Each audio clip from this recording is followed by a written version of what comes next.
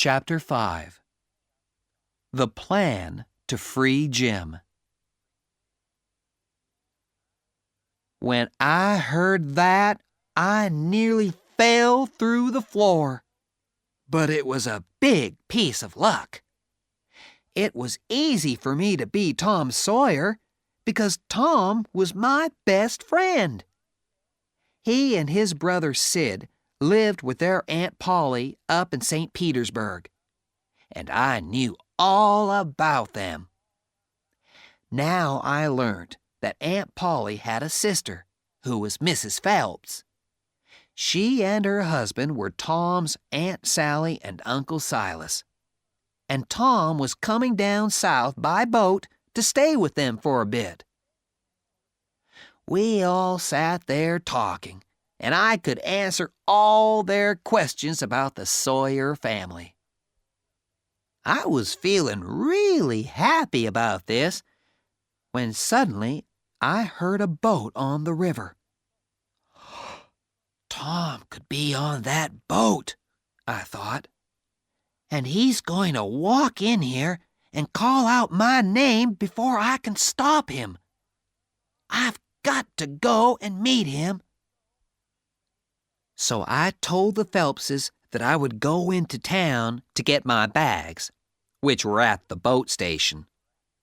I hurried up the road, and before I was halfway to town, there was Tom Sawyer coming along. When he saw me, his mouth fell open, and he looked a bit white in the face. "Aren't you dead?" he said. "Everybody said that you were murdered." "I'm not dead yet," I said. "But listen." I told him about my adventures, and Tom loved all that. Then I told him about the Phelpses, and that they thought I was Tom Sawyer. "What shall we do?" I asked him.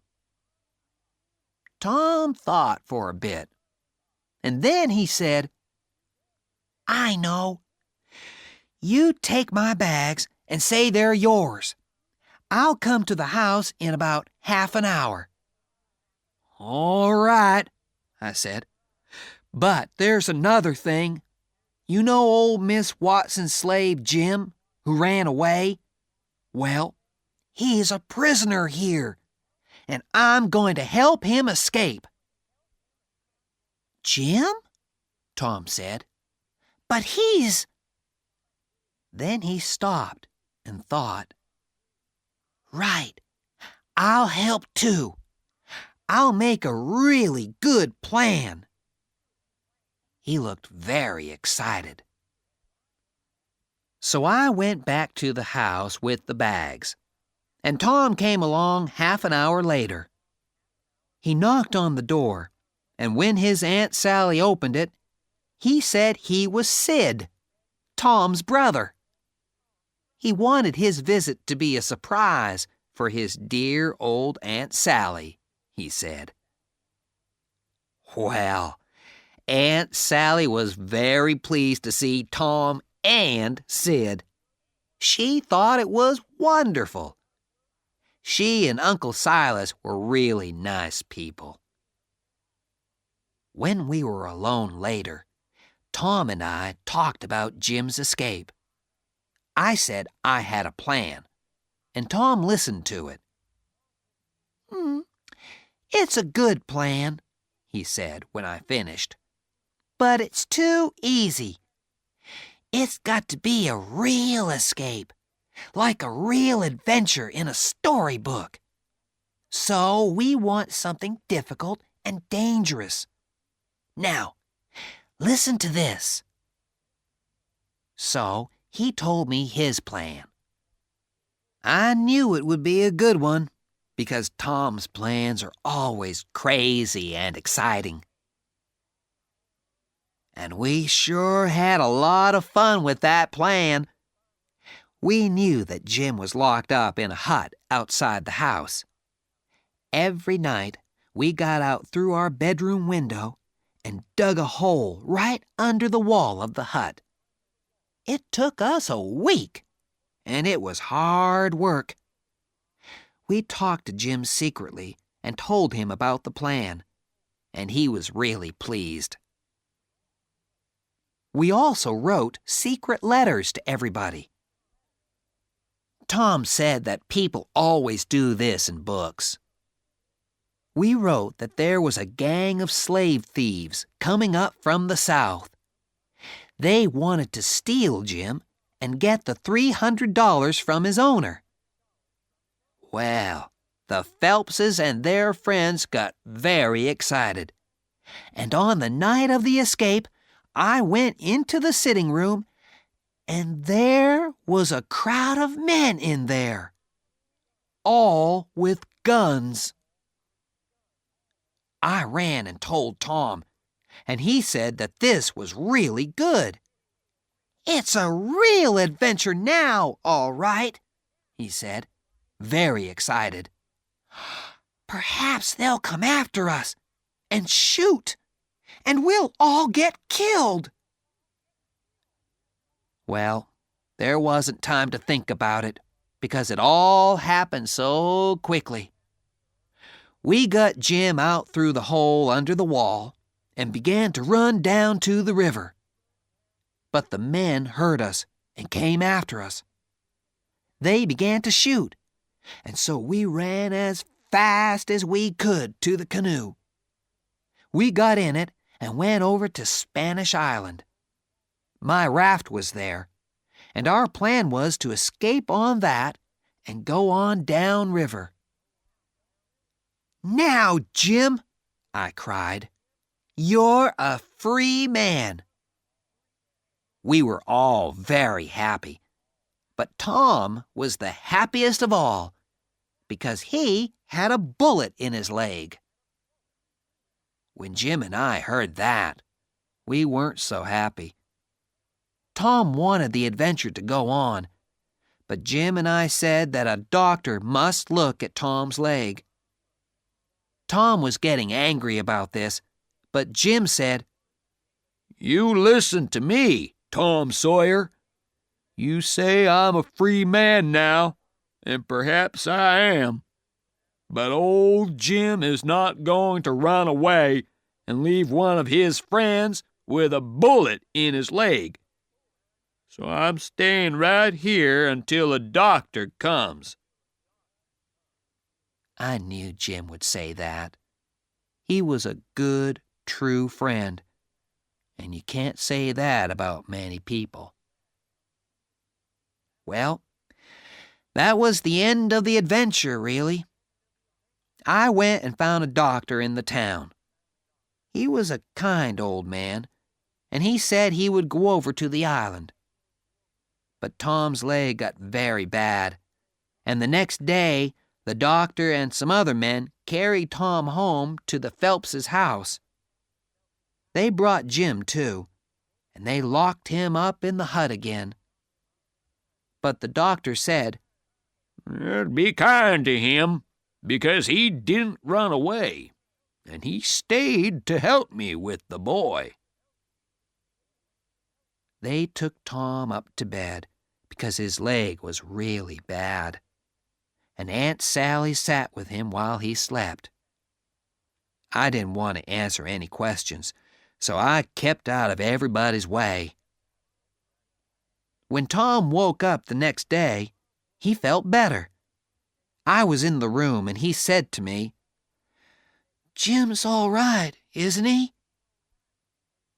I didn't know what to say, because Aunt Sally was listening, and before I could stop him, Tom went on. "We did it, Aunt Sally. Me and Tom here. We helped Jim escape." He told her all about the digging and everything, and Aunt Sally's mouth was opening and closing like a fish. Then she got really angry with Tom. "That slave is locked up again, and he's going to stay there. And if I catch you again—" Tom suddenly sat up in bed. "You can't do that," he cried. Jim was old Miss Watson's slave, but she died 2 months ago. Before she died, she wrote that she wanted Jim to be free and not a slave anymore. Jim's a free man, not a slave." Well, that was a surprise to me and Aunt Sally. She thought Tom was crazy. "But, Sid, why did you help him to escape if he was free already?" she said. "I wanted the adventure, of course," said Tom. "We made a really exciting plan, and oh my, Aunt Polly!" We turned round, and there was Tom's Aunt Polly in the doorway. That was the second big surprise. Aunt Sally was really pleased to see her sister, and jumped up to put her arms round her. I got under the bed as fast as I could. There was trouble coming for me and Tom, that was for sure. Then Aunt Polly said to Tom, "You always were a terrible boy, Tom Sawyer, and I want to know—" "But, Polly dear," said Aunt Sally, "this isn't Tom, it's Sid. Tom was here a minute ago. Where is he?" "Where's Huck Finn, you mean?" replied Aunt Polly. "Come out from under that bed, Huck Finn." So Tom and I had to explain everything. Aunt Polly said that Aunt Sally wrote and told her that Tom and Sid were there. She knew that it wasn't true, so she decided to come and find out what was happening. But she said that it was true about Miss Watson, and that Jim was a free man now. We got Jim out of the hut, and Aunt Sally and Uncle Silas were really nice to him.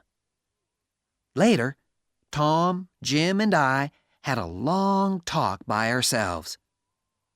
Tom talked and talked, and then he said, "Let's all 3 of us run away one night and go and have adventures in the wild country down south." It sounded like a good plan to me. "The only thing is," I said, "I haven't got any money to buy the right clothes and things. All my money back in St. Petersburg will be in Pop's pockets by now."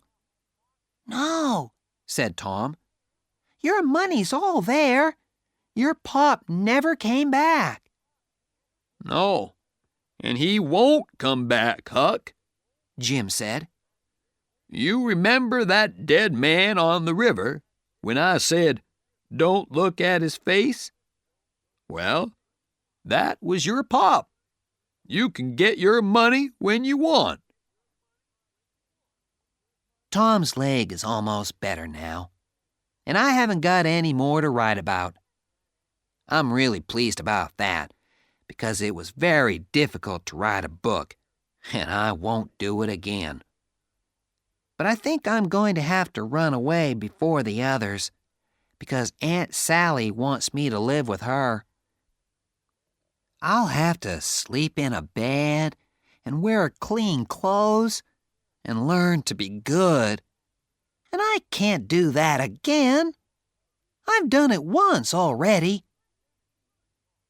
The end. Yours truly, Huck Finn.